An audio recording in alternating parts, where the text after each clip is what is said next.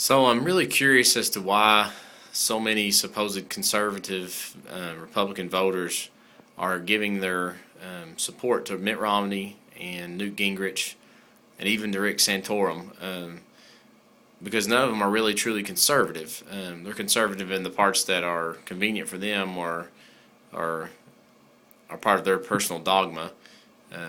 Rick Santorum is supposedly conservative when it comes to gay rights and abortion, pro-life versus pro-choice, but he's not conservative fiscally. He's voted to raise the debt ceiling, and he's voted for No Child Left Behind and increase of government, and he also one of the bills that he signed on, that he voted for, even though it had some other stuff in it that he wanted to pass, it also funded Planned Parenthood, which is fundamentally against what he believes as far as pro-life goes.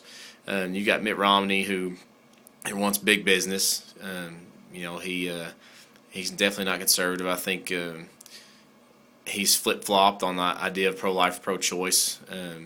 He's kind of gone back and forth as far as how he's going to let illegals come in or not go, as whether he's going to give them amnesty or allow them to go out of the country or force them out. But again, he wants big government. He talks about cutting spending, but he never gives a plan.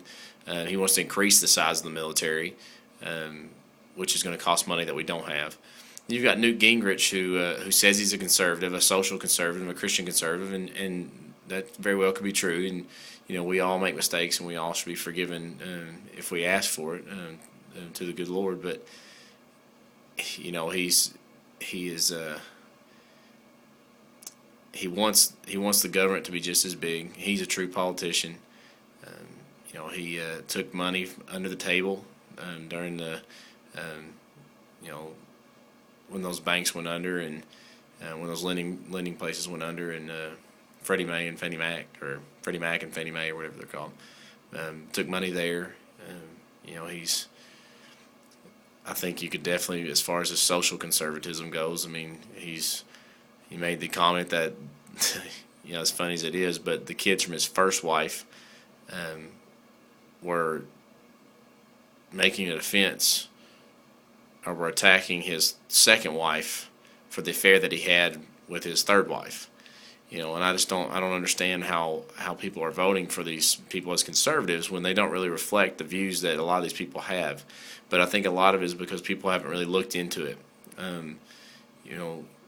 To say that I'm going to vote for someone who's socially and fiscally conservative, none of those guys really fit the bill. The only one who's been consistent about the whole thing, honestly, and even though a lot of people don't like this, and they try to look away or ignore this person because they seem extreme or crazy, is Ron Paul. He's been consistent throughout the whole thing. He's consistent. He's been married for 54 years to the same woman. He's had his own business. He's practiced medicine for 30 years. He's delivered 4,000 babies. He's pro-life. He regularly attends church.